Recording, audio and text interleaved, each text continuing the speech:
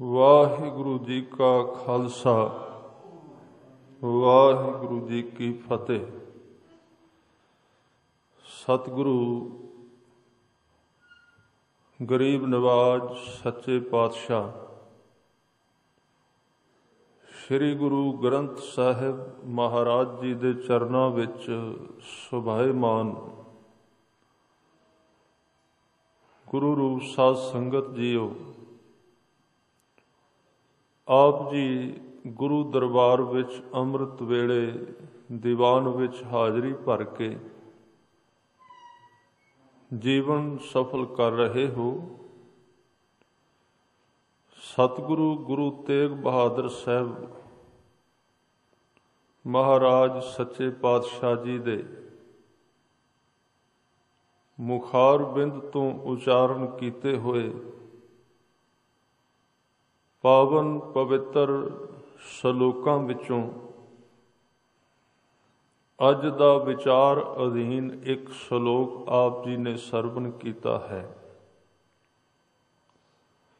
इस सलोक दे अखरी अर्थ और विस्तार विच अर्थ जानन दा यतन करिए। हजूर ने सदैव काल वास्ते सुख दी कीमिया सुख दा तरीका दस्या है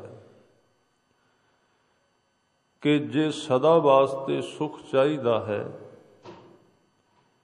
तां ऐ मनुख परमात्मा दी शरण विच पाओ, ओदी हजूरी विच रिहा कर,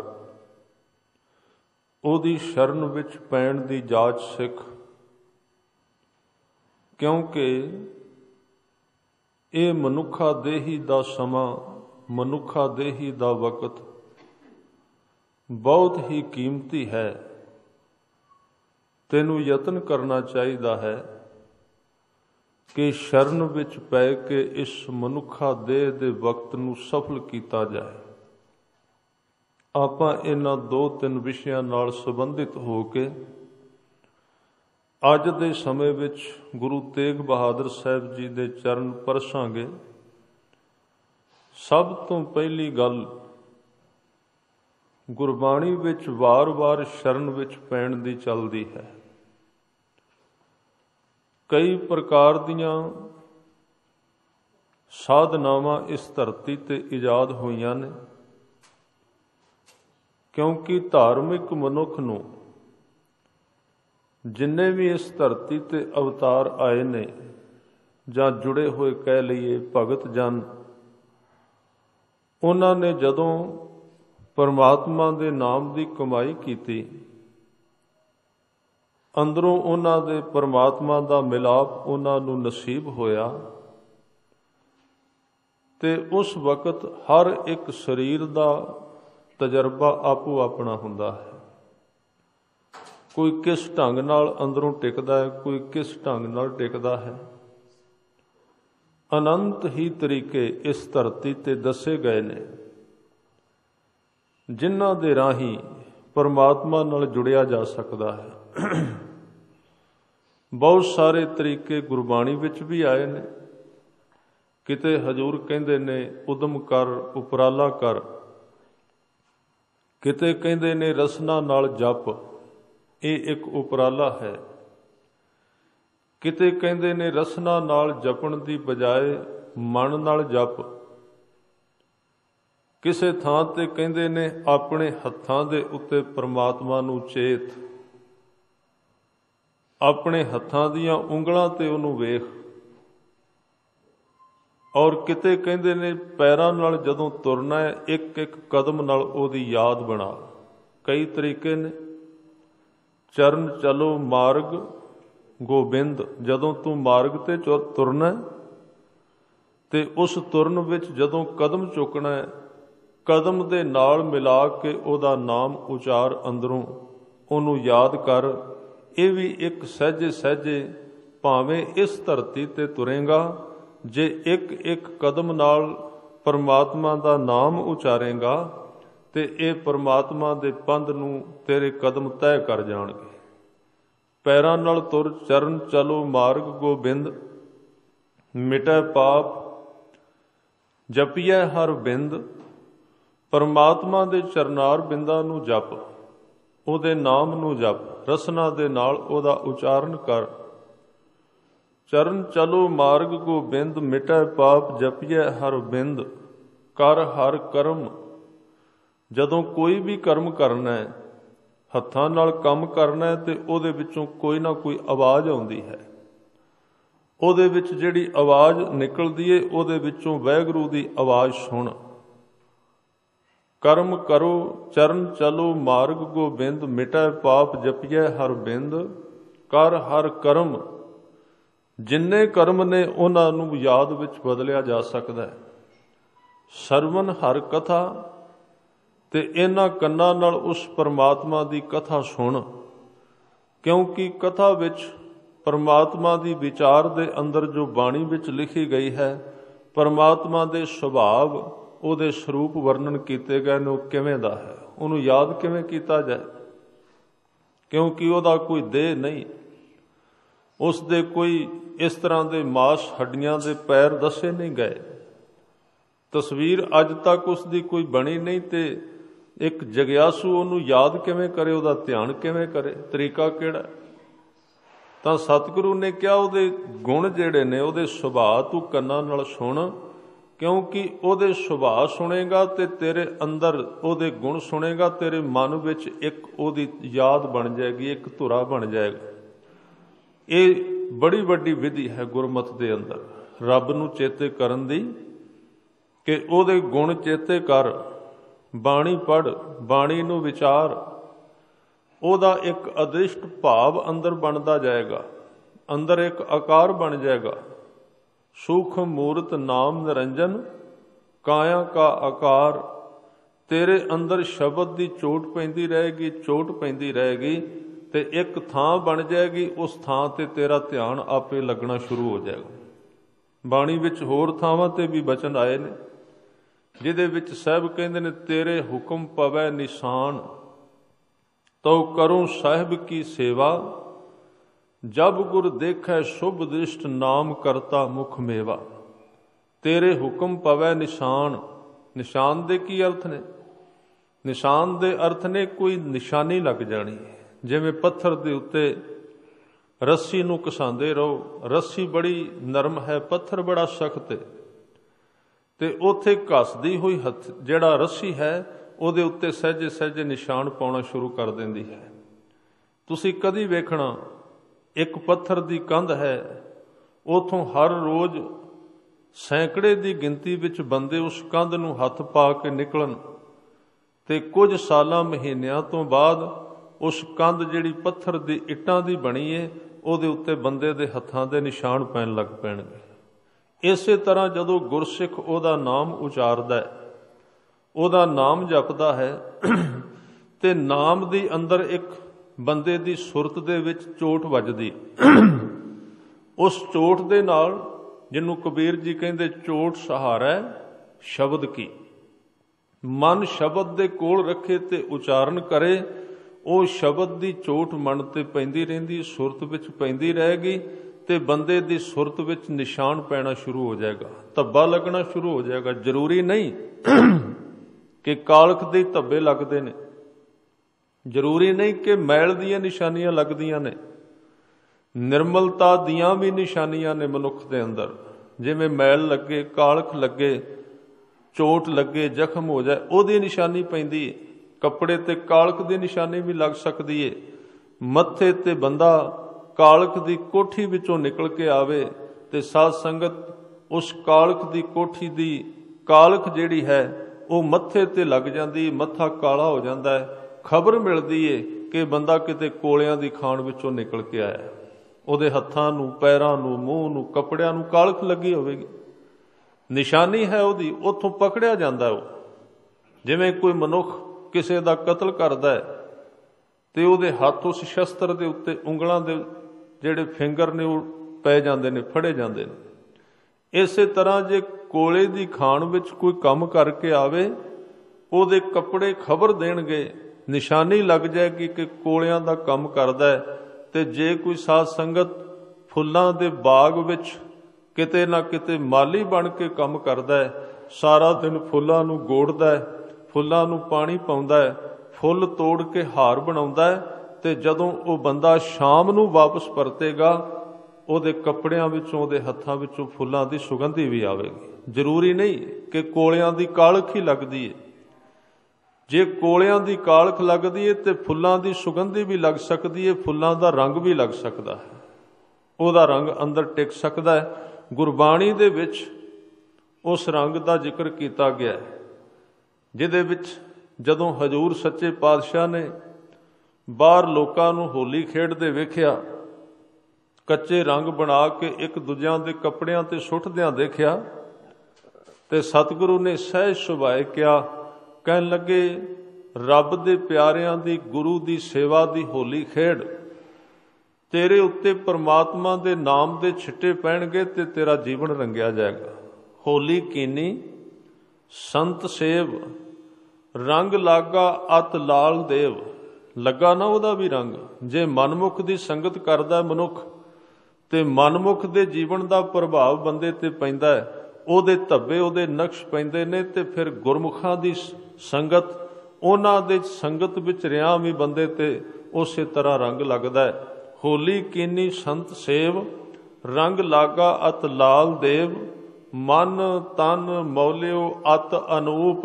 ਉਸ ਮਨੁੱਖ ਦਾ ਮਨ ਤੇ ਤਨ ਦੋਵੇਂ ਮੌਲੇ ਜਾਂਦੇ ਨੇ, ਰੰਗੇ ਜਾਂਦੇ ਨੇ। ਮਨ ਤਨ ਮੌਲਿਓ ਅਤ ਅਨੂਪ। ਤੇ ਉਸ ਰੰਗ ਦੀ ਵਿਸ਼ੇਸ਼ਤਾ ਇਹ ਹੈ, ਸੂਕੈ ਨਾਹੀਂ ਛਾਮ ਧੂਪ।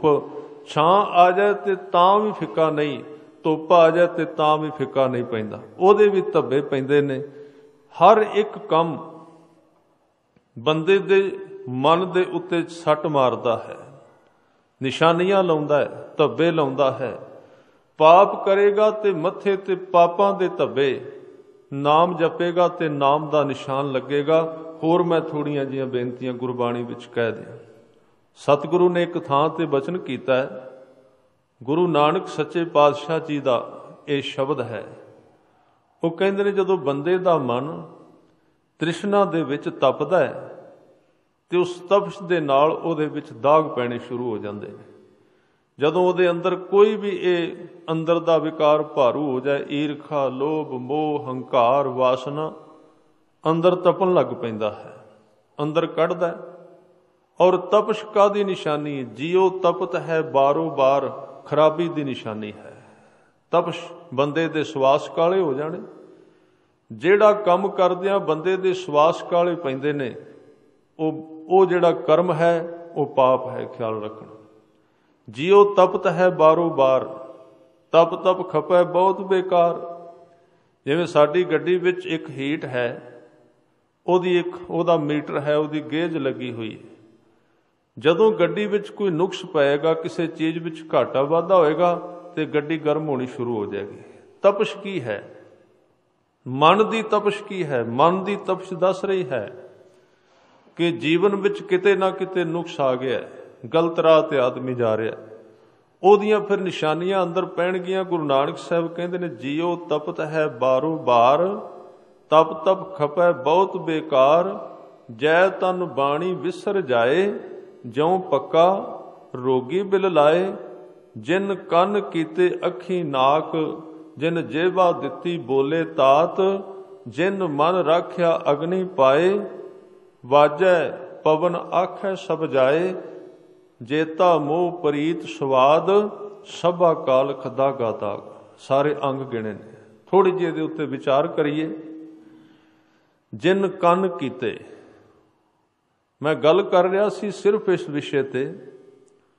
ਗੁਰਮਤਿ ਨੇ ਕਈ ਤਰੀਕੇ ਦੱਸੇ ਨੇ ਪਰਮਾਤਮਾ ਨਾਲ ਜੁੜਨ ਦੇ। ਉਹਨਾਂ ਵਿੱਚ ਇੱਕ ਤਰੀਕਾ ਹੈ ਨਾਮ ਦਾ ਨਿਸ਼ਾਨ ਅੰਦਰ ਪੈਣਾ। ਤੇ ਉਸ ਚੀਜ਼ ਨੂੰ ਸਮਝਣ ਵਾਸਤੇ ਮੈਂ ਉਦਾਹਰਨ ਦੇ ਰਿਹਾ ਸੀ ਕਿ ਪਾਪਾਂ ਦੇ ਵੀ ਨਿਸ਼ਾਨ ਅੰਦਰ ਪੈਂਦੇ ਨੇ, ਨਾਮ ਦਾ ਵੀ ਨਿਸ਼ਾਨ ਅੰਦਰ ਪੈਂਦਾ ਹੈ। ਜਦੋਂ ਅਸੀਂ ਪਾਪਾਂ ਦਾ ਨਿਸ਼ਾਨ ਅੰਦਰ ਵੱਧਦਾ ਜਾਂਦਾ, ਮਨੁੱਖ ਵਾਰ-ਵਾਰ ਝੂਠ ਬੋਲਦਾ, ਵਾਰ-ਵਾਰ ਝੂਠ ਬੋਲਦਾ ਤੇ ਝੂਠ ਦਾ ਅੰਦਰ ਥਾਂ ਬਣ ਜਾਂਦਾ। ਫਿਰ ਝੂਠ ਬੋਲਣਾ ਨਹੀਂ ਪੈਂਦਾ।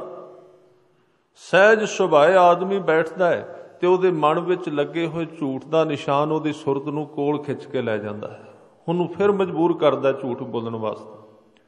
ਇਸੇ ਤਰ੍ਹਾਂ ਜੇ ਕੋਈ ਮਨੁੱਖ ਵਾਰ-ਵਾਰ ਪਰਮਾਤਮਾ ਦਾ ਨਾਮ ਉਚਾਰਦਾ ਹੈ, ਵਾਰ-ਵਾਰ ਉਹਦੀ ਯਾਦ ਵਿੱਚ ਬਹਿੰਦਾ ਹੈ, ਵਾਰ-ਵਾਰ ਉਹਦੇ ਪ੍ਰੇਮ ਵਿੱਚ ਬੈਠਦਾ ਹੈ, ਇਸੇ ਤਰ੍ਹਾਂ ਉਹਦੇ ਪ੍ਰੇਮ ਦਾ ਇੱਕ ਛੋਟਾ ਜਿਹਾ ਨਿਸ਼ਾਨ, ਜਿੱਥੇ ਝੂਠ ਦਾ ਨਿਸ਼ਾਨ ਲੱਗਾ ਸੀ ਉੱਥੇ ਪ੍ਰੇਮ ਦਾ ਨਿਸ਼ਾਨ ਲੱਗ ਗਿਆ। ਹੁਣ ਉਹਨੂੰ ਪ੍ਰੇਮ ਕਰਨਾ ਨਹੀਂ ਪੈਂਦਾ, ਉਹ ਨਿਸ਼ਾਨ ਉਹਦੇ ਧਿਆਨ ਨੂੰ ਵਾਰ-ਵਾਰ ਖਿੱਚ ਕੇ ਉਸ ਥਾਂ ਤੇ ਲੈ ਕੇ ਜਾਂਦਾ ਹੈ। ਪ੍ਰੇਮ ਆਪਣੇ ਆਪ ਪੈਦਾ ਹੋਵੇਗਾ, ਧਿਆਨ ਆਪਣੇ ਆਪ ਉਹਦਾ ਟਿਕੇਗਾ। ਇਸ ਕਰਕੇ ਕਿਵੇਂ ਅੰਦਰ ਧੱਬੇ ਲੱਗਦੇ ਨੇ, ਗੁਰੂ ਨਾਨਕ ਸਾਹਿਬ ਜੀ ਸ਼ਬਦ ਵਿੱਚ ਕਹਿੰਦੇ ਨੇ, ਜਿਨ ਕੰਨ ਕੀਤੇ, ਕੰਨਾਂ ਦੇ ਰਾਹੀਂ ਸਰੀਰ ਦੀ ਮੈਲ ਤੇ ਕੰਨਾਂ ਦੇ ਰਾਹੀਂ ਬਾਹਰ ਆਉਂਦੀ ਏ। ਜਿੰਨੇ ਇੰਦਰੇ ਨੇ, ਅੱਖਾਂ ਹੈ, ਕੰਨ ਹੈ, ਮੂੰਹ ਹੈ, ਇਹਨਾਂ ਦੇ ਰਾਹੀਂ ਸਰੀਰ ਦੀ ਮੈਲ ਬਾਹਰ ਨਿਕਲਦੀ ਏ। ਪਰ ਸਾਧ ਸੰਗਤ ਇਹਨਾਂ ਦੇ ਰਾਹੀਂ ਮਨ ਦੀ ਮੈਲ ਅੰਦਰ ਜਾਂਦੀ ਹੈ। ਇਹ ਦੋਵੇਂ ਰਸਤੇ ਨੇ। ਬਾਹਰ ਜਾਂਦੀ ਹੈ ਸਰੀਰ ਦੀ ਮੈਲ, ਤੁਸੀਂ ਕੰਨਾਂ ਵੱਲ ਵੇਖੋ, ਕੰਨਾਂ ਦੇ ਰਾਹੀਂ ਸਰੀਰ ਦੀ ਮੈਲ ਬਾਹਰ ਨਿਕਲਦੀ ਏ। ਜੇ ਉਹਦੇ ਵਿੱਚ ਜੰਮ ਜਾਏ ਤੇ ਸੁਣਨਾ ਬੰਦ ਹੋ ਜਾਂਦਾ ਹੈ, ਉਹ ਕੁਦਰਤੀ ਹੈ। ਪਰ ਕੰਨਾਂ ਦੇ ਰਾਹੀਂ ਮਨ ਦੀ ਮੈਲ ਵੀ ਅੰਦਰ ਜਾ ਸਕਦੀ ਏ, ਮਨ ਦੀ ਪਵਿੱਤਰਤਾ ਵੀ ਅੰਦਰ ਜਾ ਸਕਦੀ ਹੈ। ਦੋਵੇਂ ਚੀਜ਼ਾਂ ਨੇ। ਮੈਲ ਕਿਵੇਂ ਅੰਦਰ ਜਾਏਗੀ?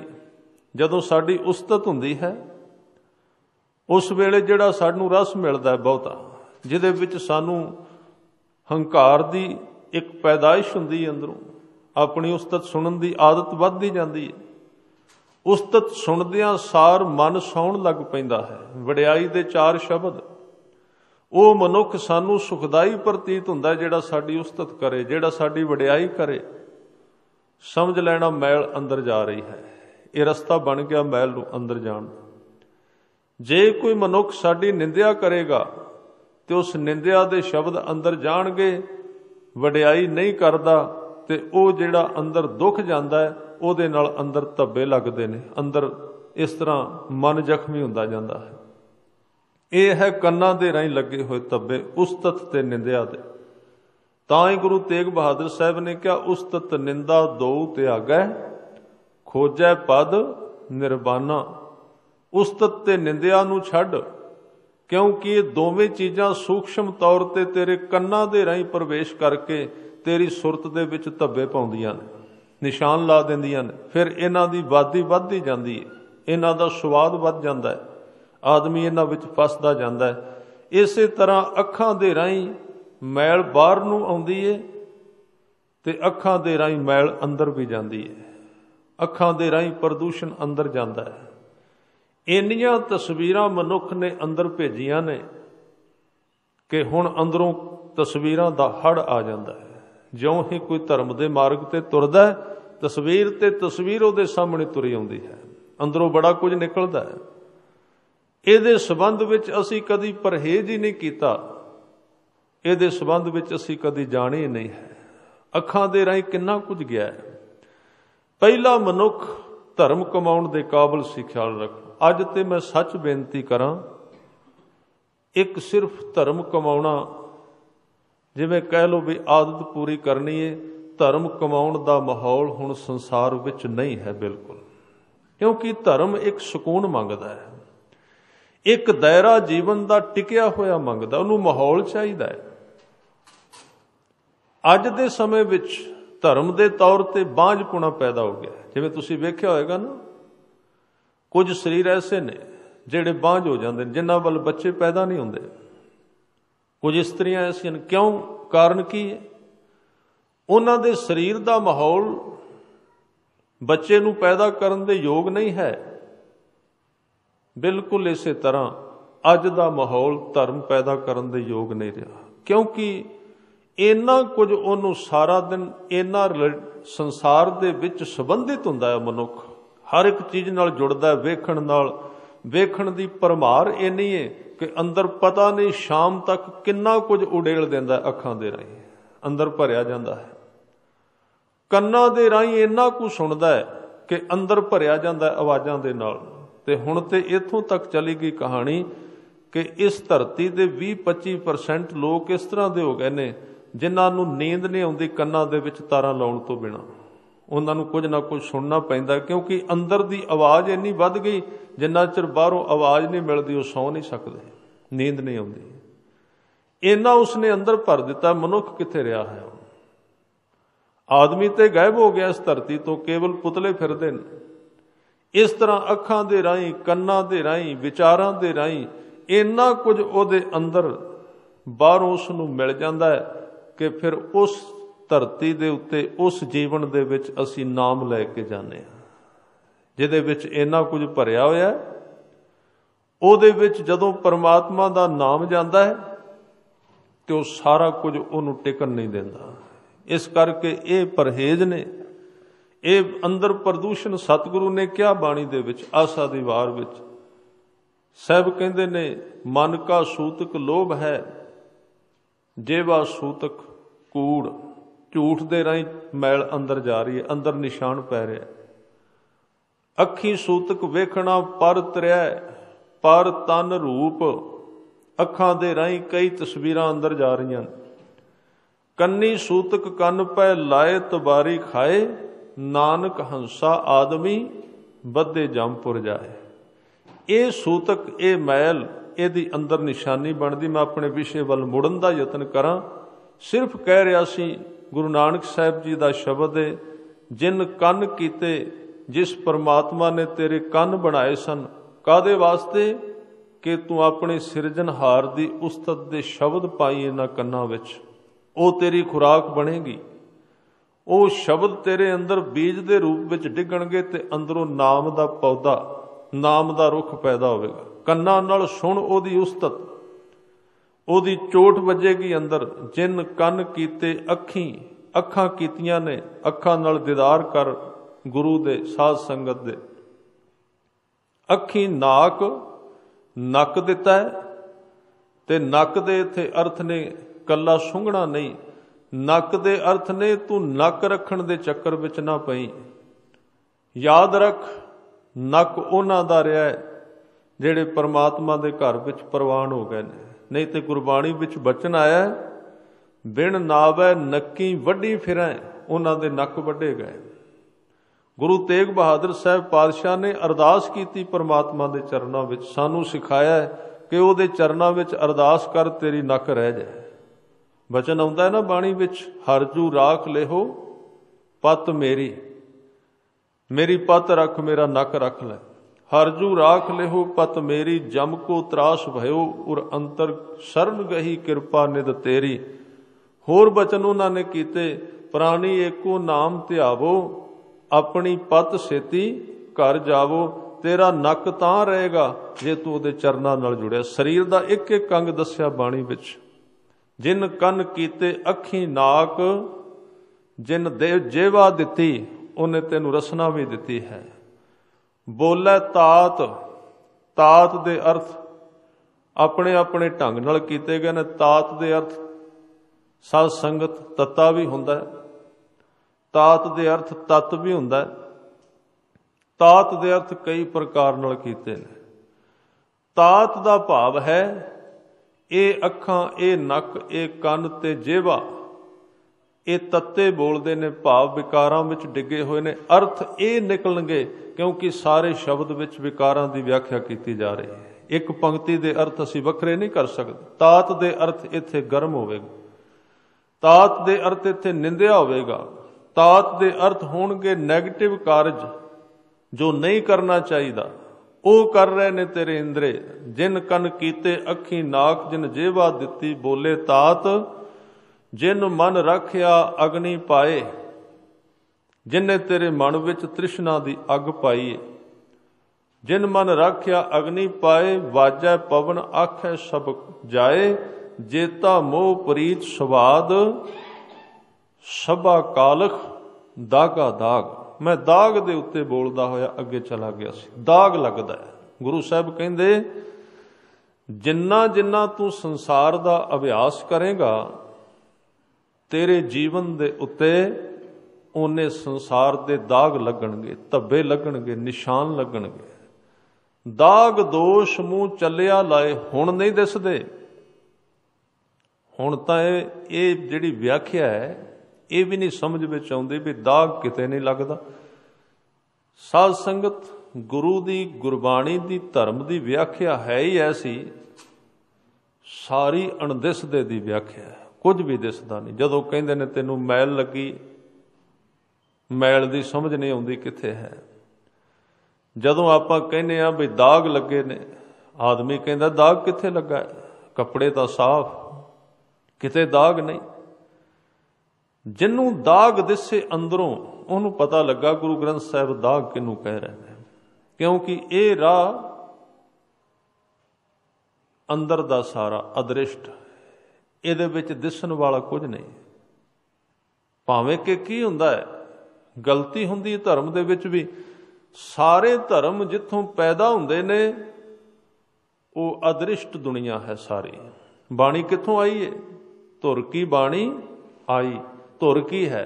ਧੁਰ ਦੀ ਤਸਵੀਰ ਕੀ ਹੈ? ਕੋਈ ਵੀ ਨਹੀਂ ਹੈ। ਧੁਰ ਦਾ ਮੂੰਹ ਨੱਕ ਕੀ ਹੈ? ਕੋਈ ਵੀ ਨਹੀਂ ਉਸ ਦਾ। ਉਹ ਇੱਕ ਹੋਂਦ ਹੈ, ਉੱਥੋਂ ਬਾਣੀ ਆਈ।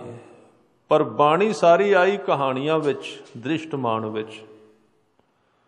ਹੁਣ ਜਦੋਂ ਅਸੀਂ ਉਹਦੀ ਵਿਆਖਿਆ ਕਰਨੇ ਆ, ਉੱਥੋਂ ਦੋ ਰਾਹ ਜਾਂਦੇ ਨੇ। ਗੁਰਬਾਣੀ ਜਿੱਥੇ ਹੈ ਉਹਦੇ ਤੋਂ ਦੋ ਰਸਤੇ ਨਿਕਲਦੇ ਨੇ, ਕਿਉਂਕਿ ਗੁਰਬਾਣੀ ਦੇ ਵਿੱਚ ਉਦਾਹਰਨ ਦਿੱਤੇ ਗਏ ਸਾਰੇ ਦੇ ਸਾਰੇ ਸੰਸਾਰ ਦੇ।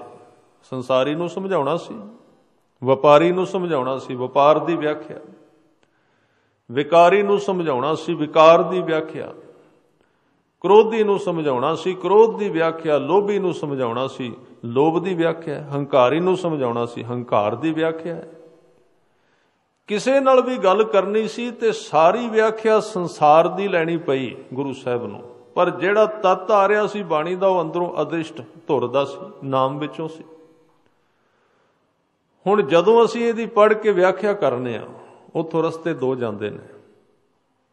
ਗੁਰਬਾਣੀ ਜਿੱਥੇ ਖੜੀ ਹੈ ਉਹਦੇ ਦੋ ਰਸਤੇ ਨੇ। ਜਾਂ ਤੇ ਉਹਦੀ ਵਿਆਖਿਆ ਕਰਕੇ ਤੇ ਉਦਾਹਰਨ ਦੇ ਕੇ ਅੰਦਰ ਨੂੰ ਚਲੇ ਜਾਓ ਜਿੱਥੋਂ ਬਾਣੀ ਪੈਦਾ ਹੋਈ ਹੈ, ਨਾਮ ਵਾਲੇ ਪਾਸੇ, ਜਿਹੜਾ ਠੀਕ ਤਰੀਕਾ ਹੈ ਵੀ ਉਦਾਹਰਨਾਂ ਵਰਤੀਏ, ਸਾਰੀਆਂ ਵਿਆਖਿਆ ਕਰੀਏ, ਪਰ ਮੋੜ ਕੇ ਉਸ ਵਿਆਖਿਆ ਦਾ ਜਿਹੜਾ ਮੂੰਹ ਹੈ ਉਹ ਕਰ ਦਈਏ ਅਦ੍ਰਿਸ਼ਟ ਵੱਲ।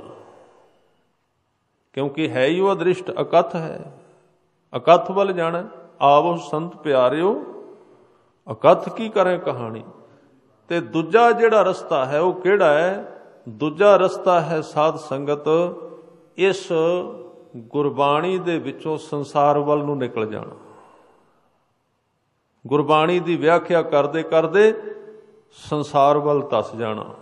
ਉਦੋਂ ਗਲਤੀ ਹੋ ਗਈ, ਔਰ ਸਾਰੇ ਧਰਮਾਂ ਵਿੱਚ ਹੁੰਦੀ ਹੈ। ਸਹਿਜੇ ਸਹਿਜੇ ਆਪਣੇ ਧਰਮਾਂ ਦੇ ਵਿਆਖਿਆਕਾਰ ਉਹਨੂੰ ਸੰਸਾਰ ਨਾਲ ਜੋੜ ਦਿੰਦੇ ਨੇ। ਉਹਦਾ ਕਾਰਨ ਸਿਰਫ ਇਹ ਹੈ ਕਿ ਉਦੋਂ ਵਿਅਕਤੀ ਚਾਹੁੰਦਾ ਹੈ ਸੰਸਾਰ ਦੀ ਉਸਤਤ, ਸੰਸਾਰ ਦੀ ਵਡਿਆਈ, ਸੰਸਾਰ ਦਾ ਐਸ਼ਵਰਜ। ਉਹ ਫਿਰ ਕਲਾਕਾਰ ਹੋ ਜਾਂਦਾ ਹੈ, ਉਹ ਲੋਕਾਂ ਨੂੰ ਖੁਸ਼ ਕਰਨਾ ਚਾਹੁੰਦਾ। ਉਹ ਇਹ ਵੇਖਦਾ ਝੰਡਾ ਕਿਹਦਾ ਉੱਚਾ ਹੈ, ਉਹਦੇ ਗੁਣ ਗਾਦੇ ਹਾਂ। ਉੱਥੇ ਨੁਕਸ ਪੈ ਗਿਆ, ਧਰਮ ਦੇ ਅਰਥ ਗਲਤ ਹੋ ਗਏ। ਉਹਦਾ ਫਰਜ਼ ਬਣਦਾ ਸੀ ਕਿ ਉਹਨੂੰ ਮੋੜਦਾ ਧੁਰੇ ਵੱਲ ਜਿੱਧਰੋਂ ਆਈ ਸੀ ਬਾਣੀ।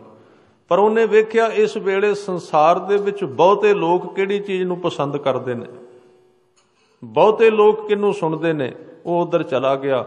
ਅਣਜਾਣ ਪੁਣੇ ਵਿੱਚ ਕਹਿ ਲੋ ਜਾਂ ਜਾਣ ਕੇ ਕਹਿ ਲੋ, ਇੱਕ ਬੜਾ ਵੱਡਾ ਅਪਰਾਧ ਹੋਇਆ। ਧਰਮ ਕਲਾਕਾਰੀ ਨਹੀਂ ਹੈ। ਧਰਮ ਇਹ ਵੀ ਫਿਕਰ ਨਹੀਂ ਕਰਦਾ ਕਿ ਕਿੰਨੇ ਲੋਕ ਮੈਨੂੰ ਸੁਣਨਗੇ, ਉਹਨੂੰ ਇਹ ਫਿਕਰ ਨਹੀਂ। ਤਾਂ ਇੱਥੋਂ ਦੋ ਰਸਤੇ ਜਾਂਦੇ ਨੇ। ਮੈਂ ਬੇਨਤੀ ਕਰ ਰਿਹਾ ਸੀ, ਕੋਈ ਵੀ ਰਸਤਾ ਅਪਣਾਇਆ ਜਾ ਸਕਦਾ ਹੈ। ਤਾਂ ਸਤਿਗੁਰੂ ਨੇ ਬਚਨ ਕੀਤੇ ਨੇ ਕਿ ਇਹ ਦਾਗ ਅੰਦਰ ਨੇ। ਸਾਰੀ ਵਿਆਖਿਆ ਅੰਦਰ ਦੇ ਦਾਗਾਂ ਦੀ ਗੁਰਬਾਣੀ ਵਿੱਚ ਨਿਸ਼ਾਨ ਲੱਗਦੇ ਨੇ। ਜੋ ਕੁਝ ਅਸੀਂ ਕਰਨੇ ਆ ਅੰਦਰ ਸੂਖਸ਼ਮ ਸੁਰਤ ਦੇ ਵਿੱਚ ਉਹਦੇ ਨਿਸ਼ਾਨ ਬਣਦੇ ਜਾਂਦੇ ਨੇ। ਫਿਰ ਉਹ ਕੰਮ ਸਹਿਜੇ ਸਹਿਜੇ ਗਹਿਰਾ ਹੋ ਜਾਂਦਾ ਹੈ। ਇੱਥੇ ਕੁਝ ਪ੍ਰਗਟ ਨਹੀਂ ਹੁੰਦਾ, ਪਰ ਗੁਰੂ ਸਾਹਿਬ ਨੇ ਕਿਹਾ ਇੱਕ ਥਾਂ ਐਸੀ ਏ ਜਿੱਥੇ ਸਾਰੇ ਦਾਗ ਲੱਗੇ ਹੋਏ ਜੀਵਨ ਦੇ ਕੀਤੇ ਹੋਏ ਕਰਮਾਂ ਦੇ ਖੁੱਲ ਜਾਂਦੇ ਨੇ ਪਰਮਾਤਮਾ ਦੇ ਅੱਗੇ। ਮੌਤ ਕੀ ਏ?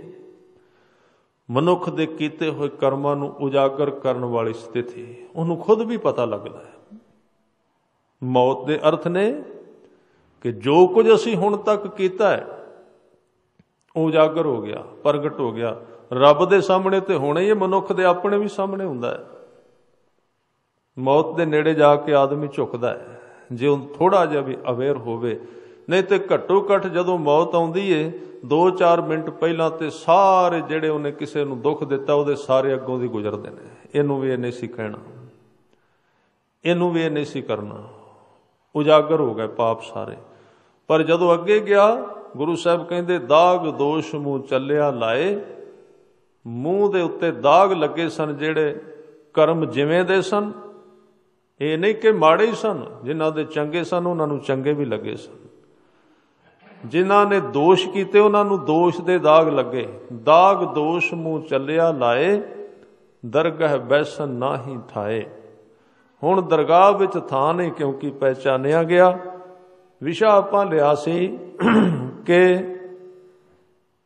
ਅੰਦਰ ਜਿਵੇਂ ਦਾਗ ਲੱਗਦਾ ਪਾਪ ਦਾ, ਇਸ ਤਰ੍ਹਾਂ ਦਾਗ ਲੱਗਦਾ ਨਾਮ ਦਾ। ਇਹ ਅੱਜ ਦਾ ਵਿਸ਼ਾ ਹੈ।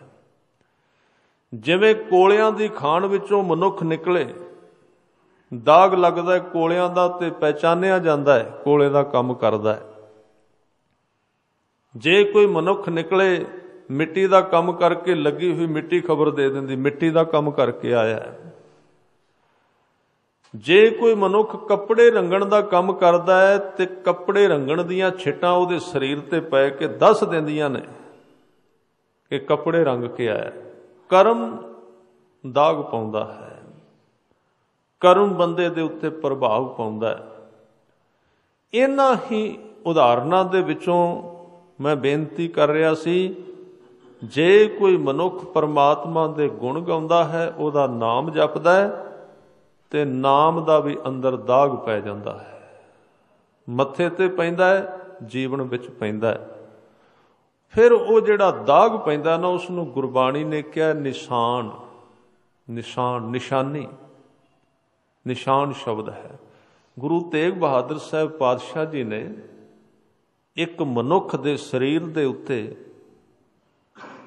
ਆਪਣੇ ਹੱਥਾਂ ਵਿੱਚ ਫੜੀ ਹੋਈ ਇੱਕ ਮੋਹਰ ਦੇ ਨਾਲ ਖਬੋ ਕੇ ਉਹਦੇ ਮਾਸ ਦੇ ਉੱਤੇ ਪੱਟ ਤੇ ਨਿਸ਼ਾਨੀ ਲਾ ਦਿੱਤੀ ਸੀ। ਨਿਸ਼ਾਨ ਕੀ ਹੈ? ਗੱਲ ਮੈਂ ਕਰਨੀ ਹੈ ਸ਼ਰਨ ਕੀ ਹੈ, ਕਿਉਂਕਿ ਅੱਜ ਦਾ ਸ਼ਲੋਕ ਹੈ ਜੋ ਸੁਖ ਕੋ ਚਾਹੇ ਸਦਾ ਸ਼ਰਨ ਰਾਮ ਕੀ ਲੈ। ਸ਼ਰਨ ਇੱਕ ਅੰਦਰ ਦੀ ਨਿਸ਼ਾਨੀ ਹੈ, ਅੰਦਰ ਦਾ ਦਾਗ ਹੈ, ਜਿੱਥੇ ਆਦਮੀ ਟਿਕਿਆ ਰਹਿੰਦਾ ਹੈ। ਉਹ ਤਾਂ ਬਣਦਾ ਹੈ ਜੇ ਮਨੁੱਖ ਗੁਰੂ ਦੇ ਹੁਕਮ ਵਿੱਚ ਜਪ ਕਰੇ, ਤਪ ਕਰੇ, ਸੇਵਾ ਕਰੇ, ਉਹ ਅੰਦਰ ਬਣ ਜਾਂਦਾ। ਗੁਰੂ ਤੇਗ ਬਹਾਦਰ ਸਾਹਿਬ ਦੇ ਹੱਥਾਂ ਵਿੱਚ ਇੱਕ ਮੋਹਰ ਹੈ। ਬੈਠੇ ਨੇ ਦਰਬਾਰ ਵਿੱਚ, ਇੱਕ ਵਿਅਕਤੀ ਆਉਂਦਾ, ਧਨਵਾਨ ਹੈ, ਰਾਜਾ ਹੈ, ਨਾਲ ਉਹਦੇ ਪਰਿਵਾਰ ਹੋਏਗਾ 50 ਸਾਲ ਦੀ ਉਮਰ ਦੇ ਕਰੀਬ। ਤਾਂ ਜਦੋਂ ਆ ਕੇ ਬੈਠਾ, ਸਤਿਗੁਰਾਂ ਨੇ ਹਾਲ ਚਾਲ ਪੁੱਛਿਆ। ਅਸਾਮ ਦੀ ਘਟਨਾ ਹੈ। ਅਸਾਮ ਵਿੱਚ ਜਦੋਂ ਗੁਰੂ ਤੇਗ ਬਹਾਦਰ ਸਾਹਿਬ ਗਏ, ਇਹ ਉੱਥੋਂ ਦੀ ਘਟਨਾ ਹੈ। ਇਹਦਾ ਨਾਮ ਸੀ ਰਾਮ, ਰਾਜਾ ਰਾਮ ਇਸ ਦਾ ਨਾਮ ਸੀ। ਹਜ਼ੂਰ ਨੇ ਸੁਖ ਸਾਂਦ ਪੁੱਛੀ ਗੁਰੂ ਤੇਗ ਬਹਾਦਰ ਸਾਹਿਬ ਪਾਤਸ਼ਾਹ ਜੀ ਨੇ। ਇਹ ਬੈਠਾ ਰਿਹਾ, ਇਹਦੇ ਅੰਦਰ ਇੱਕ ਇੱਛਾ ਸੀ। ਇਹਦੇ ਘਰ ਵਿੱਚ ਔਲਾਦ ਨਹੀਂ, ਨਾ ਪੁੱਤਰ ਹੈ ਨਾ ਪੁੱਤਰੀ ਹੈ, ਕੋਈ ਔਲਾਦ ਨਹੀਂ। ਸਤਿਗੁਰੂ ਉਹਦੇ ਮੱਥੇ ਵੱਲ ਵੇਖਦੇ ਨੇ, ਕਹਿੰਦੇ ਰਾਜਨ ਕਿਵੇਂ ਆਏ ਹੋ? ਚੁੱਪ ਕਰ ਜਾਂਦਾ, ਇੱਕ ਦੋ ਗੱਲਾਂ ਕਰਕੇ। ਅਸਲੀ ਗੱਲ ਨੂੰ ਲੁਕਾਉਂਦਾ ਹੈ, ਝੱਕਦਾ ਹੈ। ਫਿਰ ਨਾਲ ਦੇ ਕਿਸੇ ਵਿਅਕਤੀ ਨੇ ਕਿਹਾ, ਮਹਾਰਾਜ ਇਹ ਰਾਜਾ ਹੈ ਇੱਕ ਰਿਆਸਤ ਦਾ, ਤੇ ਇਹ ਅਸਲੀ ਅਰਦਾਸ ਜਿਹੜੀ ਕਰਨਾ ਚਾਹੁੰਦਾ ਉਹ ਉਹਦੇ ਤੋਂ ਝਿਜਕਦਾ ਹੈ। ਕਹਿੰਦੇ ਦੱਸੋ ਕੀ ਗੱਲ ਹੈ? ਅਰਦਾਸ ਕੀਤੀ, ਘਰ ਵਿੱਚ ਔਲਾਦ ਨਹੀਂ ਹੈ। ਸਤਿਗੁਰੂ ਮਿਹਰ ਦੇ ਘਰ ਵਿੱਚ ਆਏ ਤੇ ਕਿਰਪਾ ਕਰ ਦਿੱਤੀ। ਕਹਿਣ ਲੱਗੇ ਨੇੜੇ ਆਓ। ਇਹਦੀ ਲੱਤ ਦੇ ਉੱਤੇ ਹਜ਼ੂਰ ਨੇ ਇੱਕ ਮੋਹਰ ਖੁਬੋ ਦਿੱਤੀ, ਚੰਗੀ ਜ਼ੋਰ ਲਾ ਕੇ। ਮੋਹਰ ਖੁੱਭ ਗਈ, ਨਿਸ਼ਾਨ ਲੱਗ ਗਿਆ। ਕਹਿਣ ਲੱਗੇ ਰਾਜਨ ਨਿਸ਼ਾਨ ਹੈ। ਬਾਹਰੋਂ ਤੇ ਨਿਸ਼ਾਨ ਲੱਗਾ ਸੀ। ਕਹਿੰਦੇ ਤੇਰੇ ਘਰ ਵਿੱਚ ਪੁੱਤਰ ਜਨਮ ਲਏਗਾ ਗੁਰੂ ਨਾਨਕ ਦਾ ਸਿੱਖ ਪ੍ਰਗਟ ਹੋਏਗਾ, ਸਿੱਖੀ ਹੋਵੇਗੀ ਉਹਦੇ ਅੰਦਰ। ਜਿਹੜੇ ਲੋਕ ਕਈ ਇਹ ਵੀ ਕਈ ਕਾਰਨ ਹੁੰਦੇ, ਜਿਹੜੇ ਅਰਦਾਸ ਨਾਲ ਜਨਮ ਲੈਂਦੇ ਨਾ ਬੱਚੇ, ਉਹ ਵਿਸ਼ੇਸ਼ ਹੁੰਦੇ ਨੇ, ਵਿਸ਼ੇਸ਼ਤਾ ਦੁਆਰਾ ਉਹਨਾਂ ਦਾ ਜਨਮ ਹੁੰਦਾ ਹੈ, ਸਿੱਧੇ ਨਹੀਂ। ਉਹਨਾਂ ਨੂੰ ਕਿਸੇ ਢੰਗ ਨਾਲ ਉਤਾਰਿਆ ਜਾਂਦਾ ਇਸ ਧਰਤੀ ਤੇ। ਗੁਰੂ ਨਾਨਕ ਦਾ ਸਿੱਖ ਤੇਰੇ ਘਰ ਜਨਮ ਲਏਗਾ, ਨਿਸ਼ਾਨ ਲੱਗ ਗਿਆ, ਪੁੱਤਰ ਦੀ ਦਾਤ ਵੀ ਦਿੱਤੀ ਤੇ ਅੰਦਰੋਂ ਵੀ ਭਰ ਦਿੱਤਾ। ਉਹ ਨਿਸ਼ਾਨੀ ਲੱਗੀ। ਸਾਧ ਸੰਗਤ ਰਾਜਾ ਰਾਮ ਇਹਦਾ ਨਾਮ ਸੀ। ਜਦੋਂ ਬੈਠਦਾ ਧਿਆਨ ਉਸ ਨਿਸ਼ਾਨੀ ਤੇ ਚਲਾ ਜਾਂਦਾ ਹੈ, ਜਦੋਂ ਬੈਠਦਾ ਧਿਆਨ ਉਸ ਨਿਸ਼ਾਨੀ ਤੇ ਚਲਾ ਜਾਂਦਾ। ਜਦੋਂ ਨਿਸ਼ਾਨੀ ਤੇ ਧਿਆਨ ਜਾਂਦਾ ਤੇ ਧਿਆਨ ਜਾਂਦਾ ਗੁਰੂ ਤੇਗ ਬਹਾਦਰ ਸਾਹਿਬ ਵੱਲ। ਗੁਰੂ ਤੇਗ ਬਹਾਦਰ ਸਾਹਿਬ ਦੀ ਯਾਦ ਆਉਂਦੀ ਹੈ ਤੇ ਗੁਰੂ ਗੋਬਿੰਦ ਸਿੰਘ ਕਹਿੰਦੇ ਨੇ, ਤੇਗ ਬਹਾਦਰ ਸਿਮਰਿਆ ਘਰ ਨੌ ਨਿਧ ਆਵੈ, ਧਾਏ ਸਭ ਥਾਈ ਹੋਏ ਸਹਾਇ। ਇਹ ਕੋਈ ਸਰੀਰ ਦੀ ਯਾਦ ਨਹੀਂ, ਪਰ ਵਜੂਦ ਤੇ ਲਿਆਉਣਾ ਹੀ ਪਏਗਾ ਨਾ ਧਿਆਨ ਵਿੱਚ। ਇਹ ਖਿਆਲ ਰੱਖਣਾ। ਸ਼ਬਦ ਨੂੰ ਗੁਰੂ ਕਿਹਾ ਹੈ, ਪਰ ਕਿਹੜੀਆਂ ਦੇਹਾਂ ਨੇ ਜਿਨ੍ਹਾਂ ਰਾਹੀਂ ਸ਼ਬਦ ਪ੍ਰਗਟ ਹੋਇਆ। ਰਾਜਾ ਰਾਮ ਨੂੰ ਨਿਸ਼ਾਨੀ ਲਾਈ, ਨਿਸ਼ਾਨੀ ਗੁਰੂ ਦੀ ਯਾਦ ਦਿਵਾਉਂਦੀ। ਆ 5 ਨਿਸ਼ਾਨੀਆਂ ਨੇ ਜਿਹੜੀਆਂ ਕਾਹਦੀਆਂ ਨੇ, ਸਾਨੂੰ ਸਤਿਗੁਰਾਂ ਨੇ ਦਿੱਤੀਆਂ। ਨਿਸ਼ਾਨ ਨੇ ਸਿੱਖੀ, 5 ਹਰਫ ਕਾਫ, 5 ਕੱਕੇ ਨੇ, 5 ਕਕਾਰ ਨੇ। ਕਾਹਦੇ ਵਾਸਤੇ ਨੇ? ਇਹ ਇਕੱਲਾ ਭੇਖ ਨਹੀਂ ਹੈ। ਇਹਨਾਂ ਵੱਲ ਵੇਖ ਕੇ ਗੁਰੂ ਦੀ ਯਾਦ ਆਵੇ, ਇਹ ਤਾਂ ਕੰਮ ਕਰਦੀਆਂ ਨੇ। ਜੇ ਯਾਦ ਭੁੱਲ ਗਈ ਫਿਰ ਇਹਨਾਂ ਨੇ ਕੰਮ ਨਹੀਂ ਕਰਨਾ। ਕਿਰਪਾਨ ਵਿੱਚੋਂ ਗੁਰੂ ਗੋਬਿੰਦ ਸਿੰਘ ਦੇ ਦਰਸ਼ਨ ਹੋਣ, ਕੜੇ ਵਿੱਚੋਂ ਗੁਰੂ ਦੇ ਦੀਦਾਰ ਹੋਣ, ਇਹ ਸਾਰੀਆਂ ਨਿਸ਼ਾਨੀਆਂ ਨੇ।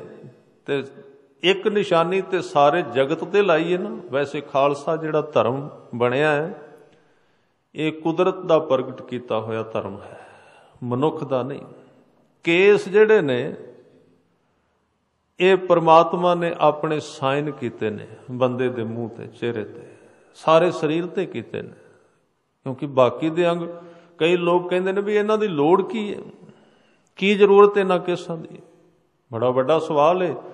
ਉਦਾਹਰਨਾਂ ਇਹ ਵੀ ਦਿੱਤੀਆਂ ਜਾਂਦੀਆਂ ਨੇ ਕਿ ਰਿਸ਼ੀ ਮੁਨੀ ਕਈ ਹੋਏ ਨੇ। ਵੈਸੇ ਬਹੁਤੇ 95% ਰਿਸ਼ੀ ਮੁਨੀ ਕੇਸਾਧਾਰੀ ਹੋਏ ਨੇ ਸਾਰੇ ਧਰਮਾਂ ਦੇ।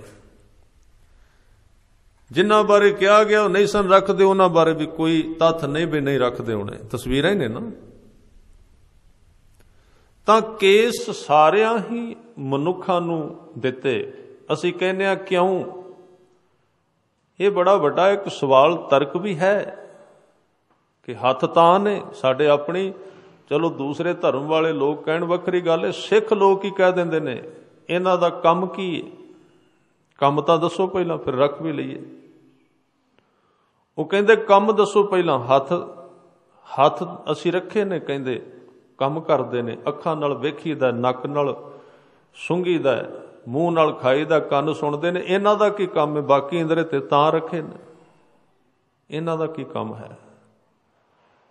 ਮੈਂ ਬੇਨਤੀ ਕਰਾਂ, ਵੈਸੇ ਤੇ ਤਰਕ ਹੈ ਜਿੰਨਾ ਮਰਜ਼ੀ ਕਰ ਲਈਏ। ਕੰਨ ਜਿਹੜੇ ਸੁਣਦੇ ਨੇ, ਜੇ ਉੱਤੋਂ ਵੱਢ ਵੀ ਦਈਏ ਉਤਲਾ ਹਿੱਸਾ ਸੁਣਨਗੇ, ਫਿਰ ਵੀ ਉੱਤੇ ਸਜਾਵਟ ਲਾਈ ਪਰਮਾਤਮਾ ਨੇ, ਸ਼ੋਅ ਕੀਤਾ ਇੱਥੇ ਕੰਨ ਨੇ। ਕੇਸ ਜਿਹੜੇ ਹਨ, ਇਹਨਾਂ ਦਾ ਵੀ ਇੱਕ ਕੰਮ ਹੈ। ਬਾਕੀ ਦੇ ਅੰਗ ਕੰਮ ਕਰਦੇ ਨੇ। ਕੇਸ ਜਿਹੜੇ ਨੇ, ਪਰਮਾਤਮਾ ਨੇ ਜਦੋਂ ਬੰਦੇ ਦਾ ਸਰੀਰ ਬਣਾ ਦਿੱਤਾ, ਫਿਰ ਇਹਦੇ ਉੱਤੇ ਸ਼ੋਅ ਕੀਤਾ, ਇਸ ਨੂੰ ਸਜਾਇਆ ਹੈ ਕੇਸਾਂ ਦੇ ਨਾਲ, ਤੇ ਨਾਲ ਆਪਣਾ ਲੋਗੋ ਲਾ ਦਿੱਤਾ, ਆਪਣਾ ਸਾਈਨ ਕਰ ਦਿੱਤਾ। ਹਰ ਇੱਕ ਬੰਦਾ ਆਪਣਾ ਲੋਗੋ ਚਾਹੁੰਦਾ ਹੈ ਨਾ। ਹੁਣ ਤੁਸੀਂ ਵੇਖੋਗੇ ਇੱਥੇ ਲੋਗੋ ਲੱਗਾ GETC ਦਾ। ਇਹ ਲੋਗੋ ਹੈ, ਇਹਦਾ ਕੰਮ ਤੇ ਕੋਈ ਨਹੀਂ। ਵੈਸੇ ਕੰਮ ਤਾਂ ਕੈਮਰਾ ਕਰ ਰਿਹਾ ਹੈ, ਕੰਮ ਤਾਂ ਮਾਈਕ ਕਰ ਰਹੇ ਨੇ, ਕੰਮ ਇਹਦਾ ਕੋਈ ਨਹੀਂ। ਇਹ ਕਿਉਂ ਲਿਆਂਦਾ ਵਿੱਚ? ਕਿਉਂ ਬਣਾਇਆ ਗਿਆ? ਕਿਉਂ ਘੜਿਆ ਗਿਆ? ਕਿਉਂਕਿ ਉਹਦੀ ਪਹਿਚਾਣ ਹੈ। ਕੰਮ ਇਹਦਾ ਕੋਈ ਨਹੀਂ ਹੈ।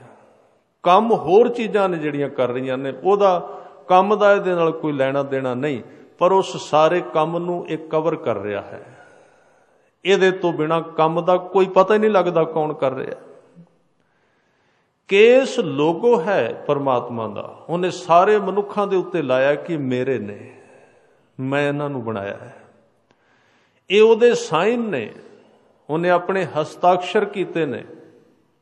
ਔਰ ਇੱਕ ਇਹ ਵੀ ਖਿਆਲ ਰੱਖਣਾ, ਬੰਦਾ 1 ਮਹੀਨੇ ਬਾਅਦ ਜਾਂਦਾ ਹੈ ਉਸ ਤਰ੍ਹਾਂ ਲੈ ਕੇ ਕਹਿੰਦਾ ਵੀ ਮੈਂ ਉਹਦੇ ਸਾਈਨ ਮਿਟਾ ਦਿਆਂ, ਉਹ ਫਿਰ ਪ੍ਰਗਟ ਹੋ ਜਾਂਦੇ ਨੇ। ਫਿਰ ਉਹਨੂੰ ਕਹਿੰਦੇ ਵੀ ਨਹੀਂ, ਮੈਂ ਤੈਨੂੰ ਬਣਾਇਆ ਸਾਈਨ। ਫਿਰ ਕਿਉਂਕਿ ਪਰਮਾਤਮਾ ਆਪ ਵੀ ਅਮਿਟ ਹੈ, ਉਹਨੂੰ ਕੋਈ ਮਿਟਾ ਨਹੀਂ ਸਕਦਾ, ਉਹਦੇ ਸਾਈਨ ਵੀ ਅਮਿਟ ਨੇ। ਜਿੰਨਾ ਚਿਰ ਸਰੀਰ ਰਹੇਗਾ ਨਹੀਂ ਮਿਟਣਗੇ, ਬਿਲਕੁਲ ਆਉਂਦੇ ਰਹਿਣਗੇ।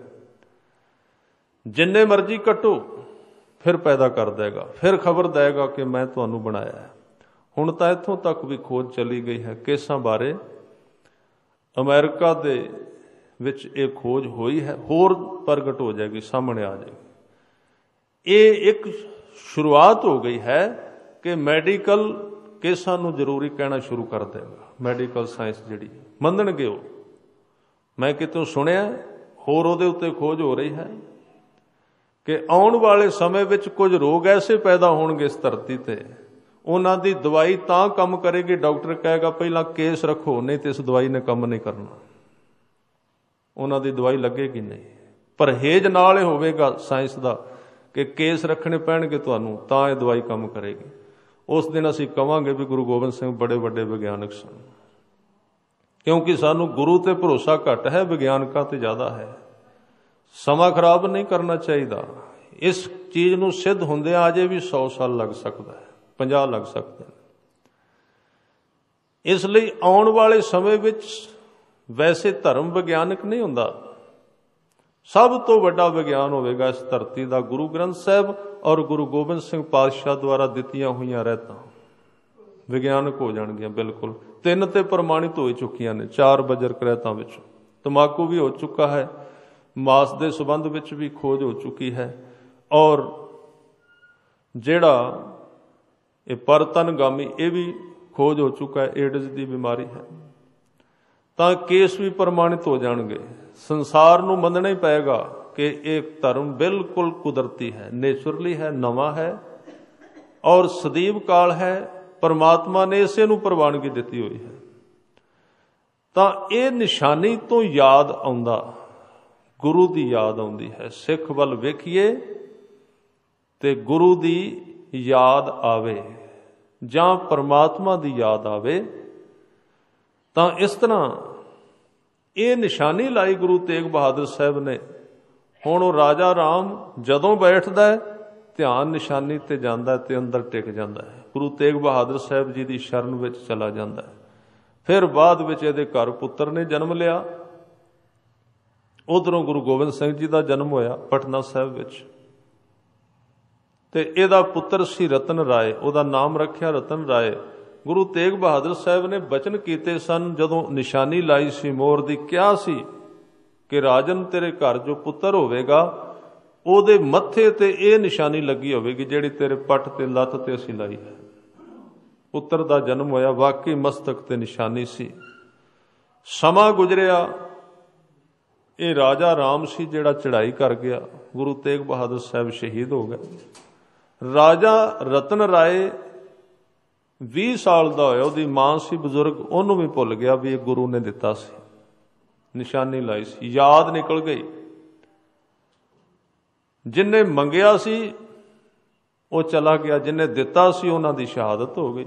ਜਦੋਂ 20 ਸਾਲ ਦਾ ਰਤਨ ਰਾਏ ਹੋਇਆ ਨਾ, ਇੱਕ ਦਿਨ ਪੱਗ ਬੰਨ੍ਹਦਾ ਤੇ ਸ਼ੀਸ਼ੇ ਵਿੱਚ ਧਿਆਨ ਗਿਆ, ਮਸਤਕ ਤੇ ਉਹ ਨਿਸ਼ਾਨੀ ਮੋਹਰ ਹੈ, ਦਾਗ ਲੱਗਾ ਹੋਇਆ।